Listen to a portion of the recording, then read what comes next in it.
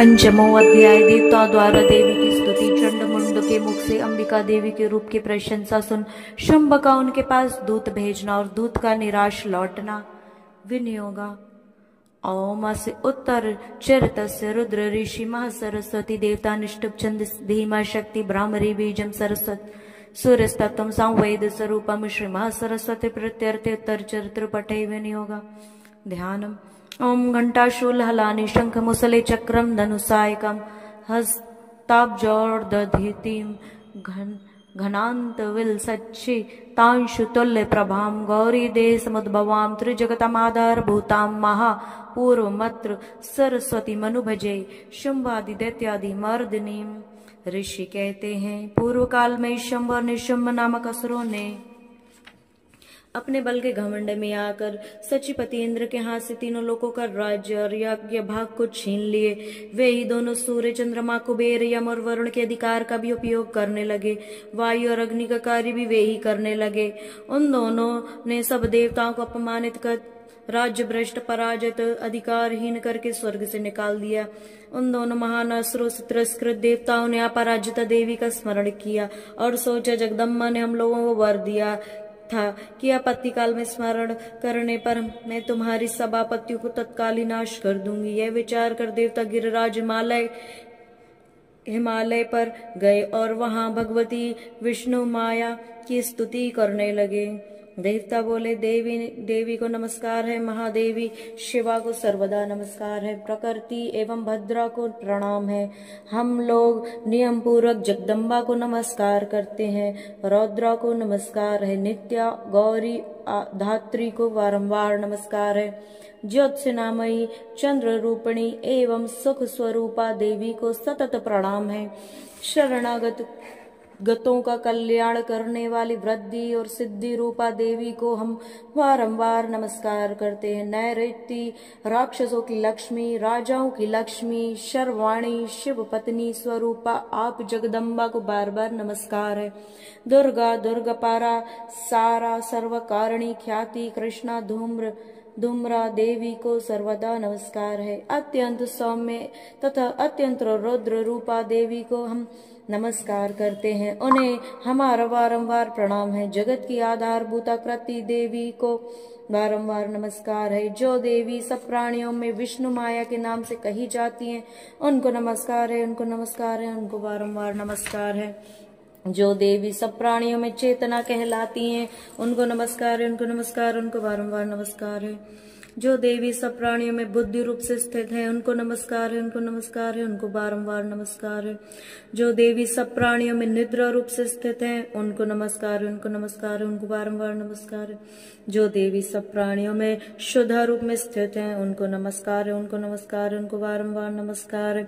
जो देवी सब प्राणियों में छाया रूप से स्थित है, उनको नमस्कार है, उनको नमस्कार है, उनको बारंबार नमस्कार है। जो देवी सब प्राणियों में शक्ति रूप से स्थित है, उनको नमस्कार है, उनको नमस्कार है, उनको बारंबार नमस्कार है। जो देवी सब प्राणियों में तृष्णा रूप में स्थित है, उनको नमस्कार है, उनको नमस्कार, उनको बारंबार नमस्कार है। जो देवी सब प्राणियों में शांति क्षमा रूप में स्थित है, उनको नमस्कार है, उनको नमस्कार है, उनको बारंबार नमस्कार है। जो देवी सब प्राणियों में जाति रूप से स्थित है, उनको नमस्कार है, उनको नमस्कार है, उनको बारंबार नमस्कार है।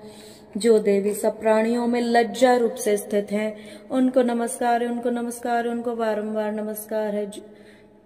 जो देवी सब प्राणियों में शांति रूप में स्थित है, उनको नमस्कार है, उनको नमस्कार है, उनको बारंबार नमस्कार है। जो देवी सब प्राणियों में श्रद्धा रूप से स्थित है, उनको नमस्कार है, उनको नमस्कार है, उनको बारंबार नमस्कार है। जो देवी सब प्राणियों में कांति रूप से स्थित है, उनको नमस्कार है, उनको नमस्कार है, उनको बारंबार नमस्कार है। जो देवी सब प्राणियों में लक्ष्मी रूप से स्थित है, उनको नमस्कार है, उनको नमस्कार है, उनको बारंबार नमस्कार है।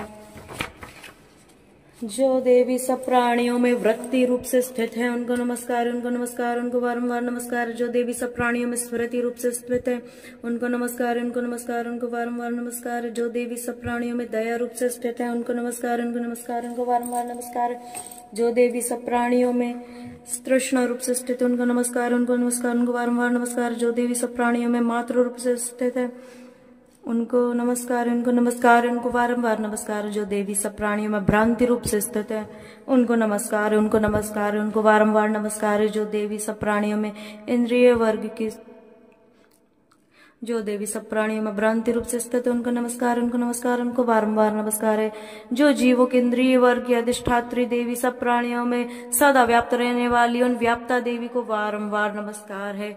जो देवी चैतन्य रूप से इस जगत की सृष्टि को व्याप्त करके स्थित है, उनको नमस्कार, उनको नमस्कार, उनको बारंबार नमस्कार है। पूर्व काल में अपने अभिष्ट की प्राप्ति होने से देवताओं ने जिनकी स्तुति की तथा देवराज इंद्र ने भी बहुत दिनों तक जिनका सेवन किया, वे कल्याण की साधन भूत ईश्वरी हमारा कल्याण एवं मंगल करें, सारी आपत्तियों का नाश कर डाले।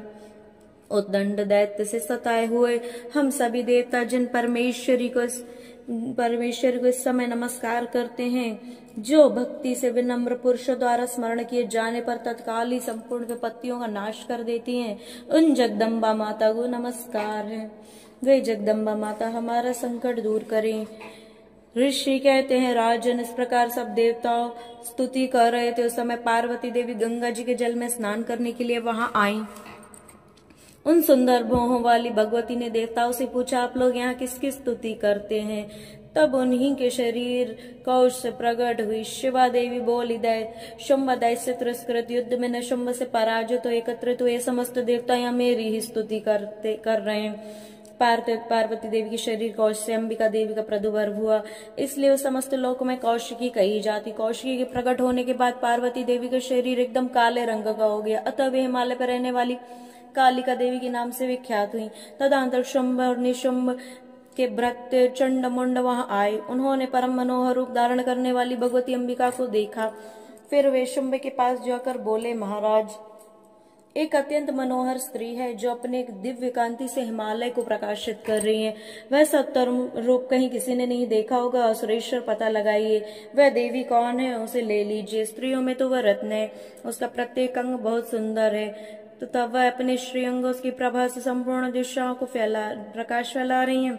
दैत्यराज, अभी वह हिमालय पर ही मौजूद है, आप उसे देख सकते हैं। प्रभु, तीनों लोकों की मणि, हाथी, घोड़े आदि जितने भी रत्न वे सभी इस समय आपके घर में शोभा पाते हैं। हाथियों में रत्नभूत ऐरावती, पारिजाति का वृक्ष या उच्च श्रवा घोड़ा, ये सब आपने इंद्र से छीन लिया है। हंसों से जुता हुआ यह विमान आपके आंगन में शोभा पाता है। यह रत्नभूत अद्भुत विमान जो पहले ब्रह्मा जी के पास था, अब आपके यहाँ लाया गया है।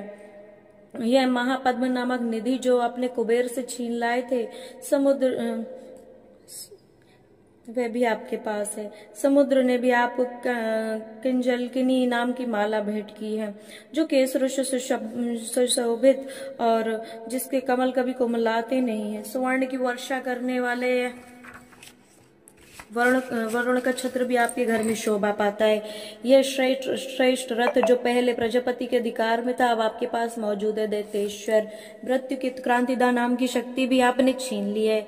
वरुण का पाश, समुद्र में होने वाले सब प्रकार के रत्न भी आपके भाई निशुंभ के अधिकार में है। अग्नि ने भी स्वतः शुद्ध किए 2 दिव्य वस्त्र आपकी सेवा में अर्पित किए हैं। दैत्यराज इस प्रकार सभी रत्न आपने एकत्रित कर लिए हैं। फिर ये जो स्त्रियों में रत्न रूप कल्याण में देवी है, उसे क्यों नहीं आप अपने अधिकार में कर लेते? ऋषि कहते, चंड मुंड के वचन सुनकर शुंभ ने महादैत्य सुग्रीव को दूत बनाकर देवी के पास भेजा और कहा, तुम मेरी आज्ञा से उसके सामने ये बातें कहना, ऐसा उपाय करना जिससे वो प्रसन्न होकर शीघ्र ही यहाँ आ जाए। वह दूत पर्वत के अत्यंत रमणीय प्रदेश में जहाँ देवी मौजूद थी गया। मधुर वाणी में कोमल वचन बोला। दूत बोला, देवी, दैत्यराज शुंभ इस समय तीनों लोकों के परमेश्वर है। मैं उन्हीं का भेजा हुआ दूत हूँ, यहाँ तुम्हारे पास आया हूँ।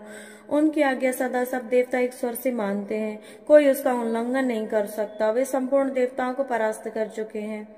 उन्होंने तुम्हारे लिए जो संदेश दिया है उसे सुनो। संपूर्ण त्रिलोकी मेरे अधिकार में है, देवता भी मेरी आज्ञा के अधीन चलते हैं। संपूर्ण यज्ञों के भागों को मैं ही पृथक पृथक भोगता हूँ। तीनों लोकों में जितने भी श्रेष्ठ रत्न है वे सभी मेरे अधिकार में है। देवराज इंद्र का यह वाहन ऐरावत जो हाथियों में रत्न के समान है, मैंने छीन लिया है। क्षीर सागर का मंथन करने से अश्वरत्न उच्च श्रवा प्रकट हुआ था, वह सब देवताओं ने मेरे पैरों पर पड़कर समर्पित किया है। सुंदरी, इनके सिवा और भी जितने रत्नभूत पदार्थ देवताओं गंधर्वों नागों के पास थे वे सभी मेरे पास आ गए हैं। देवी, हम लोग तुम्हें संसार की स्त्रियों में रत्न मानते, अतः तुम हमारे पास आ जाओ, क्योंकि रत्नों को भोग करने वाले हम ही हैं। चंचल कटाक्ष वाली सुंदरी, तुम मेरी या मेरे भाई महापराक्रमी निशुंभ की सेवा में आ जाओ, क्योंकि तुम रत्न स्वरूपा हो। मेरा वर्ण करने से तुम्हें तुलना रहित महान ऐश्वर्य की प्राप्ति होगी। अपनी बुद्धि से विचार कर तुम मेरी पत्नी बन जाओ। ऋषि कहते, दूत क्यों कहने पर कल्याणमयी भगवती दुर्गा देवी जो इस जगत को धारण करने वाली है, मन ही मन गंभीर भाव से मुस्कुराई और इस प्रकार बोली। देवी ने कहा, दूत, तुमने सत्य कहा, इसमें तनिक भी मिथ्या नहीं है। शुंभ तीनों लोकों के स्वामी है, निशुंभ भी उसी के समान पराक्रमी है, किंतु इस विषय में मैंने जो प्रतिज्ञा कर ली है उसे मिथ्या कैसे करूं। मैंने अपनी अल्प बुद्धि के कारण पहले जो प्रतिज्ञा कर रखी है उसे सुनो। जो मुझे संग्राम में जीत लेगा, जो मेरे अभिमान को चूर्ण कर देगा तथा संसार में जो मेरे समान बलवान होगा वही मेरा स्वामी होगा। इसलिए शुंभ अथवा महादैत्य निशुंभ स्वयं ही यहाँ पधारे और मुझे जीत कर शीघ्र ही मेरा पाणी ग्रहण कर ले। इसमें विलंब की क्या आवश्यकता है। दूत बोला, देवी, तुम घमंड में भरी हुई हो, मेरे सामने ऐसी बातें ना करो। तीनों लोगों में ऐसा कौन पुरुष है जो शुंभ निशुंभ के सामने खड़ा हो सके। देवी, अन्य दैत्यों के सामने भी सारे देवता युद्ध में नहीं ठहर सकते, फिर तुम अकेली स्त्री होकर कैसे से ठहर सकती हो। जिन शुंभादि दैत्यों के सामने इंद्रादि सब देवता भी युद्ध में नहीं खड़े हुए, उनके सामने तुम स्त्री होकर कैसे जाओगी। इसलिए तुम मेरे ही कहने से शुंभ निशुंभ के पास चली जाओ। ऐसा करने से तुम्हारी गौरव की रक्षा होगी, अन्यथा जब वे केश पकड़कर घसीटेंगे तब तुम्हें अपनी प्रतिष्ठा खोकर जाना पड़ेगा। देवी ने कहा, तुम्हारा कहना ठीक है, शुंभ बलवान है और निशुंभ भी बड़े पराक्रमी हैं, किंतु क्या करूं, मैंने पहले बिना सोचे समझे प्रतिज्ञा कर ली है। अतः अब तुम जाओ, मैंने तुमसे जो कुछ कहा है वह सब दैत्य राज्य से आदर पूर्वक कहना, फिर वे जो उचित जान पड़े वह करें।